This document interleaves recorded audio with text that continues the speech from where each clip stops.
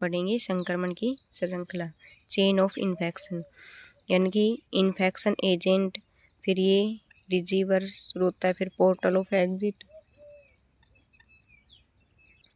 फिर mode of transmission, फिर portal of entry, फिर होस्ट और फिर इन्फेक्शन एजेंट, यानी कि ये साइकिल अपना चलता है। अब हम पूरे साइकिल को हम समझेंगे कि भाई इन्फेक्शन एजेंट क्या होता है, रिजाइवर क्या होता है, पोर्टल ऑफ एग्जिट क्या होता है, मोड ऑफ ट्रांसमिशन क्या होता है, पोर्टल ऑफ एंट्री क्या होता है, होस्ट क्या होता है।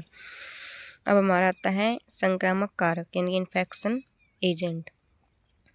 वह कारक जो मानव शरीर में प्रवेश कर उसमें रोग उत्पन्न करने की क्षमता रखता है। ये जीवाणु, विषाणु, प्रोटोजोआ, फंगस आदि से होते हैं। ठीक है, इनके रोग उत्पन्न करने की क्षमता ये रखते हैं।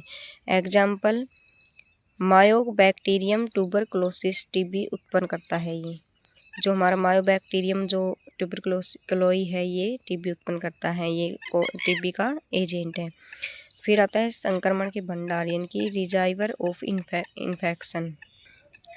ये वे वस्तु होती हैं जिसमें संक्रामक कारक मौजूद होते हैं तथा अपनी संख्या में वृद्धि करते रहते हैं, मानव, कीट, जानवर आदि। ठीक है, इनकी जो मतलब मानव, कीट और जानवर आदि ये आते हैं रिजर्वायर में। ठीक है, वे वस्तु जो संक्रामक कारक मौजूद होते हैं इसमें। फिर हमारा था निर्गम पोर्टल ऑफ एग्जिट, बहुमार्ग जिसके द्वारा संक्रमण के भंडार में मौजूद संक्रमण कारक उससे बाहर निकलते हैं। जो मार्ग होंगे यानी कि जो निकलते हैं वो एग्जिट, यानी कि छोड़ना, एग्जिट यानी कि बाहर निकलते हैं एजेंट। तो ये नाक के द्वारा, मुंह के द्वारा, मलमूत्र के द्वारा बाहर आते हैं।